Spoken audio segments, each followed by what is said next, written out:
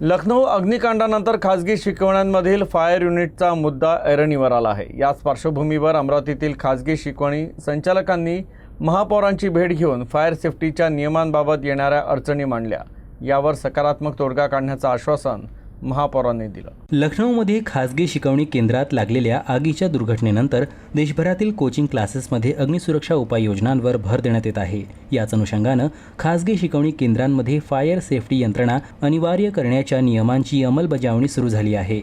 मात्र लहान जागेत सुरू असलेल्या अनेक खासगी शिकवणी केंद्रांसाठी सर्व अग्निसुरक्षा निकषांची पूर्तता करणे व्यवहार्य नसल्याचं सांगत अमरावतीतील खासगी शिकवणी संचालकांनी महापौरांची भेट घेतली। यावेळी त्यांनी आपल्या अडचणी मांडत व्यवहार्य तोडगा काढण्याची मागणी केली।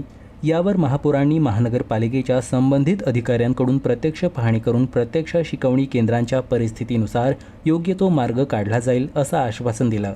विद्यार्थ्यांच्या सुरक्षेशी कोणतीही तडजोड होणार नाही याची काळजी घेत नियमांची प्रभावी अंमलबजावणी करण्यावर भर दिला जाईल असंही त्यांनी स्पष्ट केलं। दरम्यान खासगी शिकवणी संचालक बंडोपंत भुयार यांनीही विद्यार्थ्यांच्या सुरक्षेला सर्वोच्च प्राधान्य देत आवश्यक त्या सर्व सुरक्षा उपाययोजना करण्यासाठी शिकवणी संचालक सहकार्य करतील अशी भूमिका मांडली।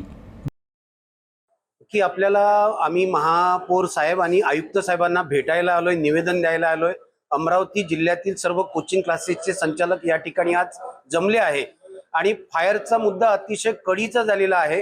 परंतु महापौर साहेबांनी आमचे सगळे म्हणणे ऐकून घेतले आणि त्याच्यातून मध्यम मार्ग कसा काढायचा, सगळ्यात महत्त्वाची म्हणजे फायर ऑडिट करणं सगळ्या कोचिंग क्लासेस संचालकांना शक्य नाही आहे।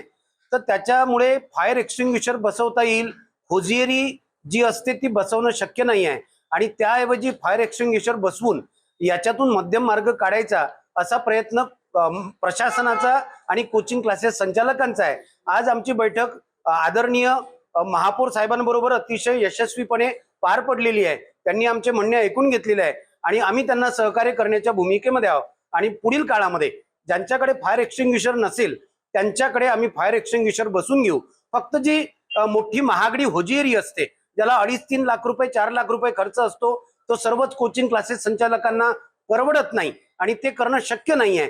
ते ज्यांच्या बिल्डिंग 5-6 मजलीपेक्षा जास्त आहे त्यांनाच एवढा खर्चिक करणं शक्य असतं आणि म्हणून या सगळ्या गोष्टी आमच्या महापौरांनी ऐकल्या आणि त्याच्यातनं आम्ही सगळे कोचिंग क्लासेस संचालक फायर एक्सटिंग्विशर बसून होजियरी न बसवता त्याला आम्ही तयार आहोत। महानगरपालिकेने काही कोचिंग क्लासेसला नोटिसेस दिलेल्या आहे, बैठक बोलावलेली आहे, परंतु सगळ्याच क्लासेस संचालकांची यादी किंवा नावे महानगरपालिके नसल्यामुळे काही लोकांना दिलंय।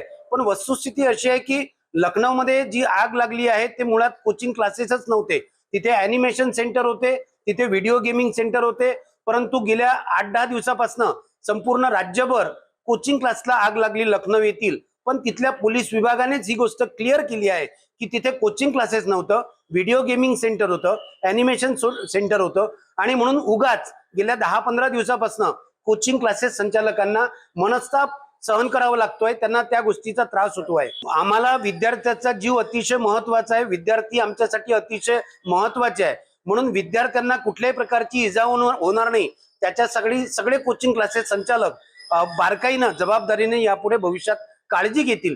जेवढ्या काही उपाययोजना करता येईल विद्यार्थ्याच्या जीवासाठी तेवढ्या आम्ही करायला तयार आहोत।